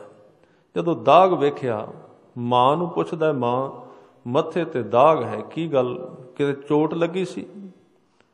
ਮਾਂ ਨੂੰ ਚੇਤਾ ਆ ਗਿਆ, ਕਿਉਂਕਿ ਬੰਦੇ ਦਾ ਮਨ ਸੱਚ ਹੈ ਸਾਧ ਸੰਗਤ, ਲੈਣ ਲੱਗਿਆਂ ਹੋਰ ਹੁੰਦਾ ਹੈ, ਪ੍ਰਾਪਤ ਕਰਨ ਤੋਂ ਬਾਅਦ ਬੜੀ ਜਲਦੀ ਚੇਂਜ ਹੁੰਦਾ। ਕੁਦਰਤੀ ਹੈ ਇਹਦਾ ਮਨ, ਥੋੜੇ ਚਿਰ ਬਾਅਦ ਬਦਲ ਜਾਏਗਾ। ਜਿੰਨਾ ਚਿਰ ਨਹੀਂ ਉਹਨਾਂ ਚਿਰ ਸਥਿਤੀ ਹੋਰ ਰਹੇਗੀ। ਜਦੋਂ ਮਿਲਦਾ ਇਹਦਾ ਸੁਭਾਅ ਹੈ, ਉਹ ਸਮਝਦਾ ਮੇਰੇ ਕਰਕੇ ਮਿਲਿਆ ਹੈ, ਜਦੋਂ ਨਹੀਂ ਸੀ ਉਦੋਂ ਮੰਗਦਾ ਹੈ। ਇਹਨੂੰ ਚੇਤੇ ਵਿੱਚੋਂ ਨਿਕਲ ਗਿਆ। ਜਦੋਂ ਪੁੱਤਰ ਨੇ ਪੁੱਛਿਆ ਨਿਸ਼ਾਨੀ ਕਾਹਦੀ, ਯਾਦ ਆ ਗਈ। ਅੰਦਰੋਂ ਯਾਦ ਆਈ ਗੁਰੂ ਤੇਗ ਬਹਾਦਰ ਸਾਹਿਬ ਜੀ ਦੀ ਨਿਸ਼ਾਨੀ ਸੀ। ਜਦੋਂ ਯਾਦ ਆਈ, ਅੱਜ ਲੋਕ ਕਹਿੰਦੇ ਨੇ, ਅਸੀਂ ਸਾਡੇ ਵਿੱਚ ਸਿੱਖ ਲੋਕ ਕੀ ਕਹਿ ਰਹੇ ਨੇ, ਕੇਸ ਰੱਖਣ ਤੋਂ ਬਿਨਾਂ ਹੀ ਅਸੀਂ ਸਹਿਜਧਾਰੀ ਸਿੱਖ ਬਣ ਗਏ। ਉਹ ਵੀ ਕੋਈ ਸਿੱਖ ਹੁੰਦਾ ਹੈ? ਸਹਿਜਧਾਰੀ ਕੌਣ ਸਿੱਖ ਹੁੰਦਾ ਹੈ? ਉਹ ਕਹਿੰਦੇ ਨੇ ਕੇਸ ਨਹੀਂ ਰੱਖੇ ਤਾਂ ਕੀ ਹੋਇਆ, ਸਿੱਖ ਤਾਂ ਹਾਂ। ਇਹ ਪਤਿਤ ਸਿੱਖ ਹੈ, ਇਹ ਤੁਲਨਾ ਦਿੱਤੀ ਜਾ ਸਕਦੀ ਹੈ। ਕੇਸ ਹੋਣ ਤੇ ਯਾਦ ਬਣੀ ਰਹੇ 10 ਪਾਤਸ਼ਾਹੀਆਂ ਦੀ, ਗੁਰੂ ਗ੍ਰੰਥ ਸਾਹਿਬ ਪਾਤਸ਼ਾਹ ਜੀ ਦੀ। ਕੇਸ ਹੀ ਚਲੇ ਗਏ, ਸਰੂਪ ਹੀ ਚਲਾ ਗਿਆ, ਤੇ ਕਿੱਥੋਂ ਰਹੇਗੀ ਨਿਸ਼ਾਨੀ? ਜੇ ਗੁਰੂ ਤੇਗ ਬਹਾਦਰ ਸਾਹਿਬ ਨਿਸ਼ਾਨੀ ਨਾ ਲਾਉਂਦੇ, ਰਾਮ ਰਾਏ ਨੂੰ, ਰਤਨ ਰਾਏ ਨੂੰ ਕਦੀ ਨਹੀਂ ਸੀ ਯਾਦ ਆਉਣਾ, ਨਾ ਉਹਨੇ ਪੁੱਛਣਾ ਸੀ। ਨਿਸ਼ਾਨੀ ਕਰਕੇ ਪੁੱਛਿਆ, ਬਾਹਰੋਂ ਨਿਸ਼ਾਨੀ ਲੱਗੀ, ਉਹਦੇ ਕਰਕੇ ਪੁੱਛਿਆ। ਪੁੱਛ ਲਿਆ ਇਹ ਕੀ ਹੈ? ਮਾਂ ਨੇ ਕਿਹਾ ਬੇਟਾ ਇਹ ਸੱਟ ਨਹੀਂ ਲੱਗੀ, ਇਹ ਸੰਸਾਰ ਦੀ ਨਿਸ਼ਾਨੀ ਨਹੀਂ, ਇਹ ਗੁਰੂ ਨਾਨਕ ਦੇ ਘਰ ਦੀ ਨਿਸ਼ਾਨੀ ਤੇਰੇ ਮੱਥੇ ਤੇ ਲੱਗੀ, ਗੁਰੂ ਤੇਗ ਬਹਾਦਰ ਸਾਹਿਬ ਦੇ ਹੱਥਾਂ ਦਾ ਛੋਹ ਲੱਗੀ ਹੈ ਤੈਨੂੰ। ਜਦੋਂ ਇਹ ਖਬਰ ਸੁਣੀ ਹੈਰਾਨ ਹੋ ਗਿਆ। ਸਿੱਖੀ ਤੇ ਅੰਦਰ ਹੈ ਹੀ ਸੀ, ਪਿੱਛੋਂ ਕਿਤੇ ਆਇਆ ਸੀ। ਸ਼ੌਂਕ ਫੁੱਟ ਪਿਆ ਅੰਦਰੋਂ। ਕਹਿੰਦੇ ਕਿੱਥੇ ਨੇ ਹੁਣ? ਮਾਂ ਨੇ ਕਿਹਾ ਬੇਟਾ ਉਹ ਤੇ ਸ਼ਹੀਦ ਹੋ ਗਏ, ਉਹਨਾਂ ਦੇ ਪੁੱਤਰ ਨੇ ਉਹਨਾਂ ਦੇ ਥਾਂ ਤੇ। ਕਿੱਥੇ ਰਹਿੰਦੇ ਨੇ? ਅਨੰਦਪੁਰ ਸਾਹਿਬ, ਗੁਰੂ ਗੋਬਿੰਦ ਸਿੰਘ ਪਾਤਸ਼ਾਹ। ਫਿਰ ਇਹਨੇ ਪਿਆਰ ਨਾਲ ਆਪਣੀ ਰਿਆਸਤ ਵਿੱਚੋਂ, ਅਸਾਮ ਦੇ ਵਿੱਚੋਂ ਪ੍ਰਸ਼ਾਦੀ ਹਾਥੀ ਲੱਭਿਆ, 5 ਕਲਾ ਸ਼ਸਤਰ, ਚੰਦਨ ਦੀ ਚੌਂਕੀ, ਇਹ ਸਾਰੀਆਂ ਚੀਜ਼ਾਂ ਲੈ ਕੇ ਅਨੰਦਪੁਰ ਸਾਹਿਬ ਗਿਆ। ਗੁਰੂ ਸਾਹਿਬ ਬੈਠੇ ਸਨ, ਭੇਟ ਕੀਤੀ, ਸਤਿਗੁਰਾਂ ਨੇ ਸੁਖ ਸਾਂਦ ਪੁੱਛੀ, ਫਿਰ ਬਚਨ ਕੀਤੇ, ਸਾਰੀ ਗੱਲ ਸੁਣੀ। ਕਹਿੰਦੇ ਰਤਨ ਰਾਏ ਛੋਟੀ ਜੀ ਨਿਸ਼ਾਨੀ ਸੀ ਤੇਰੇ ਮੱਥੇ ਤੇ, ਜੇ ਨਾ ਹੁੰਦੀ ਤੂੰ ਮੇਰੇ ਕੋਲ ਨਹੀਂ ਸੀ ਆਉਂਦਾ, ਭੁੱਲ ਜਾਣਾ ਸੀ। ਛੋਟੀ ਜੀ ਨਿਸ਼ਾਨੀ ਕਰਕੇ ਤੂੰ ਮੇਰੇ ਕੋਲ ਆ ਗਿਆ। ਮੈਂ ਆਪਣੇ ਖਾਲਸੇ ਦੇ ਉੱਤੇ ਐਸੀ ਨਿਸ਼ਾਨੀ ਲਾ ਦਿੱਤੀ ਕੇਸਾਂ ਦੀ, ਜਿੱਥੇ ਮਰਜ਼ੀ ਚਲੇ ਜਾਣਗੇ, ਅੰਦਰੋਂ ਬਿਲਕੁਲ ਹੀ ਨਾ ਕਿਤੇ ਜ਼ਮੀਰ ਮਰ ਜਾਏ। ਜੇ ਥੋੜੀ ਜਿਹੀ ਵੀ 1% ਵੀ ਜਿਉਂਦੀ ਹੋਈ ਤੇ ਸਿੱਖ ਨੂੰ ਅਨੰਦਪੁਰ ਸਾਹਿਬ, ਕੇਸਗੜ੍ਹ ਸਾਹਿਬ ਨਹੀਂ ਭੁੱਲੇਗਾ। ਪੱਕੀ ਨਿਸ਼ਾਨੀ ਲਾ ਦਿੱਤੀ ਕੇਸਾਂ ਦੀ। ਇਸ ਲਈ ਕਹਿੰਦੇ ਕੇਸ ਗੁਰੂ ਕੀ ਮੋਹਰ ਹੈ। ਮੋਹਰ ਦਾ ਮਤਲਬ ਗੁਰੂ ਨੇ ਉੱਤੇ ਮੋਹਰ ਲਾ ਦਿੱਤੀ। ਜਿਸ ਸਰਟੀਫਿਕੇਟ ਦੇ ਉੱਤੇ ਜਿਹੜੀ ਸੰਸਥਾ ਮੋਹਰ ਲਾ ਦਿੰਦੀ, ਉਹ ਸਰਟੀਫਿਕੇਟ ਉਹਦਾ ਹੀ ਹੁੰਦਾ ਹੈ,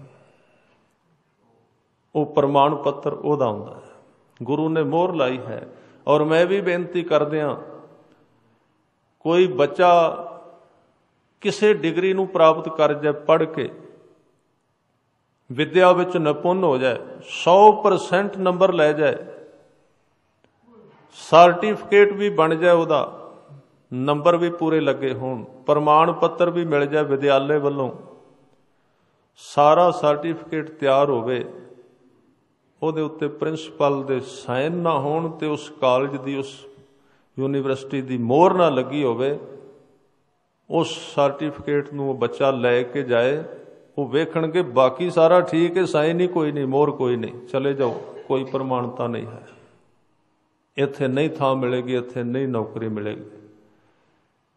ਮੈਂ ਇਸੇ ਤਰ੍ਹਾਂ ਬੇਨਤੀ ਕਰਾਂ, ਸਿੱਖ ਪਾਠ ਵੀ ਕਰਦਾ ਹੋਵੇ, ਸਾਰਾ ਕੁਝ ਕਰਦਾ ਹੋਵੇ, ਸਭ ਕੁਝ ਕਰੇ, 1 ਤੋਂ ਲੈ ਕੇ 100 ਤੱਕ ਸਾਰਾ ਕੁਝ ਕਰੇ, ਜੇ ਉੱਤੇ ਗੁਰੂ ਗੋਬਿੰਦ ਸਿੰਘ ਪਾਤਸ਼ਾਹ ਦੀ ਮੋਹਰ ਨਾ ਲੱਗੀ ਹੋਈ ਕੇਸਾਂ ਦੀ, ਗੁਰੂ ਨੇ ਪ੍ਰਵਾਨ ਨਹੀਂ ਕਰਨਾ, ਪਰਮਾਤਮਾ ਨੇ ਪ੍ਰਵਾਨ ਨਹੀਂ। ਹੈ ਸਾਰਾ ਕੁਝ, ਪੜ੍ਹਾਈ ਤੇ ਉਹਦੇ ਕੋਲ ਸਾਰੀ ਹੈ, ਕੀ ਪਤਾ ਦੂਜਿਆਂ ਤੋਂ ਵੀ ਜ਼ਿਆਦਾ ਹੋਵੇ।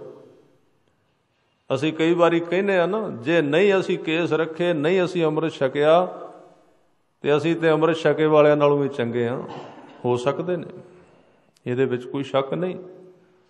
ਵਿਦਿਆ ਤੇ ਬਾਹਰ ਪ੍ਰਾਈਵੇਟ ਬੰਦਾ ਪੜ੍ਹਦਾ, ਉਹਦੇ ਕੋਲ ਵੀ ਤੇ ਹੋ ਸਕਦੀ ਹੈ ਨੌਲੇਜ, ਤੇ ਉਹਦੇ ਵੀ ਜ਼ਿਆਦਾ ਹੋ ਸਕਦੀ ਜਿਹਨੇ ਕਦੀ ਸਕੂਲ ਦਾ ਦਰਵਾਜ਼ਾ ਵੀ ਨਹੀਂ ਲੰਘਿਆ, ਪਰ ਉਹਨੂੰ ਮਾਨਤਾ ਨਹੀਂ ਮਿਲੇਗੀ ਜਿੰਨਾ ਚਿਰ ਉਹ ਸਿਸਟਮ ਦੇ ਰਾਹੀਂ ਅੰਦਰੋਂ ਦੀ ਨਹੀਂ ਨਿਕਲਿਆ। ਇਸ ਕਰਕੇ ਸਤਿਗੁਰੂ ਨੇ ਨਿਸ਼ਾਨ ਲਾਇਆ ਸਿੱਖ ਤੇ।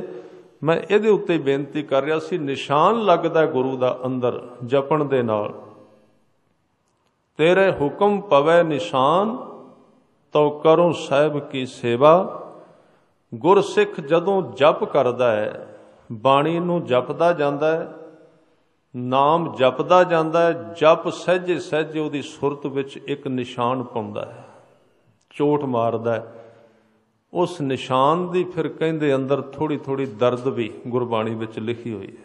ਗੁਰੂ ਨਾਨਕ ਸਾਹਿਬ ਜੀ ਕਹਿੰਦੇ ਨੇ, ਜਦੋਂ ਉਹਨਾਂ ਦੇ ਮਾਤਾ ਨੇ ਪੁੱਛਿਆ ਨਾ, ਕਿਉਂ ਬੈਠੇ ਰਹਿੰਦੇ ਹੋ, ਕਿਉਂ ਬੈਠੇ ਰਹਿੰਦੇ ਹੋ? ਪਹਿਲੇ ਸਾਲ ਕੁਝ ਬੈਠੇ ਰਹੇ ਘਰ ਵਿੱਚ, ਕਹਿੰਦੇ ਦਰਦ ਹੁੰਦੀ ਅੰਦਰ, ਥੋੜ੍ਹੀ ਜਿਹੀ ਦਰਦ, ਕਿਤੇ ਕਹਿ ਬੈਠੇ ਤੇ ਹਕੀਮ ਆ ਗਿਆ, ਵੈਦ ਆ ਗਿਆ।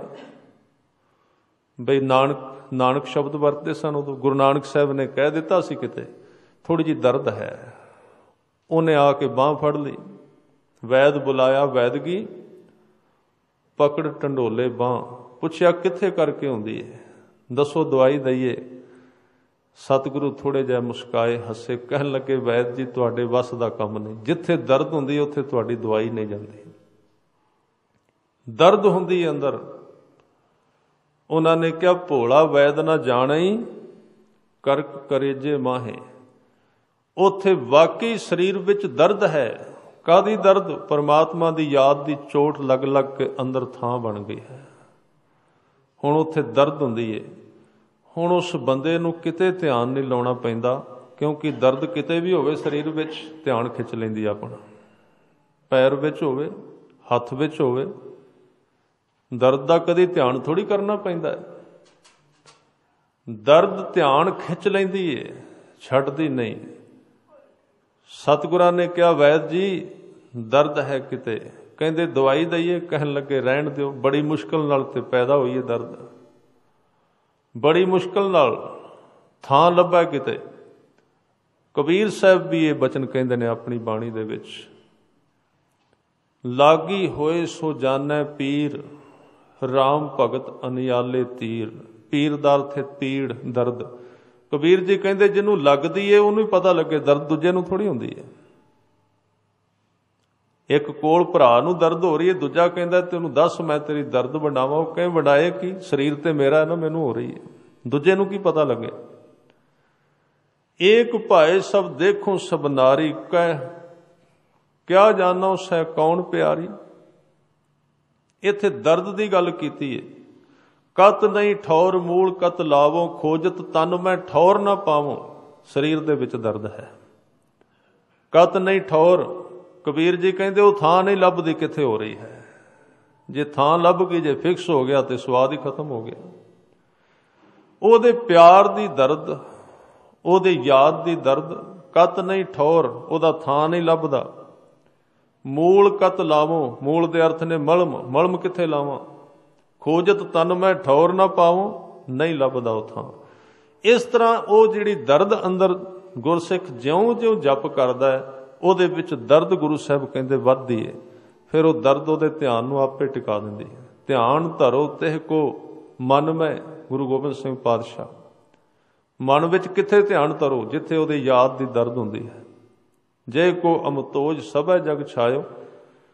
ਇਸ ਤਰ੍ਹਾਂ ਤੇਰੇ ਹੁਕਮ ਪਵੈ ਨਿਸ਼ਾਨ, ਤੋਂ ਕਰੋ ਸਾਹਿਬ ਕੀ ਸੇਵਾ। ਸੇਵਾ ਬਾਅਦ ਵਿੱਚ ਸ਼ੁਰੂ ਹੁੰਦੀ ਹੈ। ਉਸੇ ਨੂੰ ਗੁਰੂ ਤੇਗ ਬਹਾਦਰ ਸਾਹਿਬ ਕਹਿ ਰਹੇ ਨੇ, ਜੇ ਤੈਨੂੰ ਸੁਖ ਚਾਹੀਦਾ ਹੈ ਤੇ ਪਰਮਾਤਮਾ ਦੀ ਸ਼ਰਨ ਵਿੱਚ ਜਾ। ਜੋ ਸੁਖ ਕੋ ਚਾਹੇ ਸਦਾ, ਸ਼ਰਨ ਰਾਮ ਕੀ ਲੈ। ਸ਼ਰਨ ਵਿੱਚ ਕਿਵੇਂ ਜਾਏਗਾ? ਸ਼ਰਨ ਵਿੱਚ ਤਾਂ ਜਾਏਗਾ ਜੇ ਪਹਿਲਾਂ ਉਹਨੂੰ ਜਪੇਗਾ, ਤੇ ਜਪਣ ਦਾ ਦਾਗ ਲੱਗੇਗਾ ਅੰਦਰ, ਦਾਗਿਆ ਜਾਏਗਾ ਉਹ ਮਨੁੱਖ, ਚੋਟ ਲੱਗੇਗੀ, ਫਿਰ ਉਸ ਥਾਂ ਤੇ ਉਹ ਸ਼ਰਨ ਵਿੱਚ ਜਾ ਸਕਦਾ। ਉਹ ਉਹਦੇ ਰਾਮ ਦੀ ਸ਼ਰਨ ਹੈ। ਸ਼ਰਨ ਇੱਕ ਵਿਧੀ ਹੈ ਗੁਰਮਤਿ ਦੀ, ਬਹੁਤ ਗਹਿਰੀ, ਇਹਦੇ ਵਰਗੀ ਹੋਰ ਕੋਈ ਨਹੀਂ। ਪਰ ਇਹਦੇ ਜਿਹੜੇ ਨਿਯਮ ਨੇ ਉਹ ਬੜੇ ਹੀ ਕੁਰਬਾਨੀ ਵਾਲੇ ਨੇ। ਆਮ ਬੰਦਾ ਸ਼ਰਨ ਵਿੱਚ ਨਹੀਂ ਜਾ ਸਕਦਾ। ਸ਼ਰਨ ਦੇ ਅਰਥ ਇਹ ਨੇ ਜੋ ਆਪਣੇ ਆਪ ਨੂੰ ਮਾਰ ਚੁੱਕਾ ਹੈ। ਜੇ ਉਹਦੇ ਵਿੱਚ ਲੇਸ ਮਾਤਰ ਵੀ ਚਿੰਤਾ ਰਹਿ ਗਈ ਨਾ, ਵੀ ਜਿਹਦੇ ਕੋਲ ਮੈਂ ਸ਼ਰਨ ਵਿੱਚ ਪਿਆ ਉਹ ਰੱਖੇ ਕਿ ਨਾ ਰੱਖੇ, ਸ਼ਰਨ ਦਾ ਨਿਯਮ ਭੰਗ ਹੋ ਜਾਂਦਾ ਹੈ। ਸ਼ਰਨ ਕਹਿਣਾ ਸੌਖਾ ਹੈ ਜੀ, ਸ਼ਰਨ ਆ ਗਿਆ ਗੁਰੂ ਦੀ, ਇਹ ਗੱਲ ਹੋਰ ਹੈ। ਸ਼ਰਨ ਆਉਣਾ ਮਰਜੀਵੜੇ ਦਾ ਨਿਯਮ ਹੈ, ਹੋਰ ਕੋਈ ਨਹੀਂ। ਮਰਜੀਵੜਾ ਹੀ ਸ਼ਰਨ ਵਿੱਚ ਆ ਸਕਦਾ ਹੈ, ਦੂਸਰਾ ਨਹੀਂ। ਮਰਜੀਵੜੇ ਤੋਂ ਬਿਨਾਂ ਸ਼ਰਨ ਵਿੱਚ ਨਹੀਂ। ਮਰਜੀਵੜੇ ਦਾ ਮਤਲਬ ਜਿਹਦਾ ਮਰਨਾ ਤੇ ਜੀਵਣਾ ਇੱਕੋ ਹੀ ਹੋ ਗਿਆ, ਨਾ ਉਹਨੂੰ ਜੀਵਨ ਨਾਲ ਸਨੇਹ ਨਾ ਮੌਤ ਤੋਂ ਡਰ ਹੈ। ਉਹ ਮਨੁੱਖ ਸ਼ਰਨ ਵਿੱਚ ਆ ਸਕਦਾ ਹੈ। ਤੇ ਜਦੋਂ ਕੋਈ ਇਸ ਤਰ੍ਹਾਂ ਸ਼ਰਨ ਵਿੱਚ ਆਉਂਦਾ ਹੈ, ਉਸ ਵੇਲੇ ਫਿਰ ਉਹ ਪਰਮਾਤਮਾ ਉਹਦੀ ਰਕਸ਼ਾ ਕਰਦਾ, ਰਾਖੀ ਕਰਦਾ, ਫਿਰ ਉਹਨੂੰ ਸਾਰੇ ਸੁੱਖ ਪ੍ਰਦਾਨ ਕਰਦਾ ਹੈ। ਗੁਰੂ ਤੇਗ ਬਹਾਦਰ ਸਾਹਿਬ ਪਾਤਸ਼ਾਹ ਕਹਿੰਦੇ, ਜੋ ਸੁਖ ਕੋ ਚਾਹੈ ਸਦਾ ਸ਼ਰਨ ਰਾਮ ਕੀ ਲੇਹ। ਸਦਾ ਸੁਖ, ਸੁੱਖਾਂ ਦੀ ਉਮਰ ਹੁੰਦੀ ਹੈ, ਕੋਈ 1 ਦਿਨ ਦਾ, ਕੋਈ 2 ਦਿਨ ਦਾ। ਆਪਣੇ ਸਮੇਂ ਨਾਲ ਸਾਰੇ ਮਰਦੇ ਨੇ, ਪਰ ਜੇ ਸਦੀਵ ਸੁਖ ਚਾਹੀਦਾ, ਕਹਿੰਦੇ ਵਾਹਿਗੁਰੂ ਦੀ ਸ਼ਰਨ ਵਿੱਚ ਪੈ। ਸ਼ਰਨ ਰਾਮ ਕੀ ਲੈ, ਕਿਉਂ? ਕਹਿੰਦੇ ਕਹੋ ਨਾਨਕ ਸੁਣ ਰੇ ਮਨਾ ਦੁਰਲਭ ਮਾਨੁਖ ਦੇ। ਗੁਰੂ ਤੇਗ ਬਹਾਦਰ ਸਾਹਿਬ ਪਾਤਸ਼ਾਹ ਜੀ ਕਹਿ ਰਹੇ ਨੇ, ਹੇ ਮਨ ਤੂੰ ਧਿਆਨ ਨਾਲ ਸੁਣ, ਇਹ ਮਨੁੱਖਾ ਦੇ ਬੜੀ ਦੁਰਲਭ ਹੈ। ਦੁਰਲਭ ਦਾ ਮਤਲਬ ਹੁੰਦਾ ਹੈ ਜੋ ਇੰਨੀ ਜਲਦੀ ਨਾ ਲੱਭੇ, ਬੜੀ ਮਹਿੰਗੀ, ਬਹੁਤ ਹੀ ਕੀਮਤੀ। ਇਸ ਦੇਹ ਦੇ ਨਾਲ ਦਾ ਕੀਮਤੀ ਹੋਰ ਕੁਝ ਵੀ ਨਹੀਂ। ਪਰ ਜੇ ਇਹ ਅਹਿਸਾਸ ਨਾ ਹੋਇਆ, ਫਿਰ ਇਹ ਮਸ਼ੀਨ ਹੀ ਹੈ। ਜਿਵੇਂ ਦੇ ਪਸ਼ੂ ਨੇ ਉਵੇਂ ਦੇ ਅਸੀਂ। ਇਸ ਦੇਹ ਦਾ ਵਿਗਿਆਨ ਜਿਹਨੂੰ ਪੂਰੀ ਤਰ੍ਹਾਂ ਨਾ ਸਮਝ ਆਇਆ, ਉਹ ਇਸ ਧਰਤੀ ਦੇ ਮਨੁੱਖ ਹੁੰਦਿਆਂ ਵੀ ਮਨੁੱਖ ਨਹੀਂ ਹੈ। ਅਸੀਂ 23 ਘੰਟੇ ਸੰਸਾਰ ਦਾ ਕੰਮ ਕਰਨੇ ਆ, ਉਹਦੇ ਵਿੱਚ ਵੀ ਸਾਡੀ ਪੂਰਤੀ ਨਹੀਂ ਹੁੰਦੀ।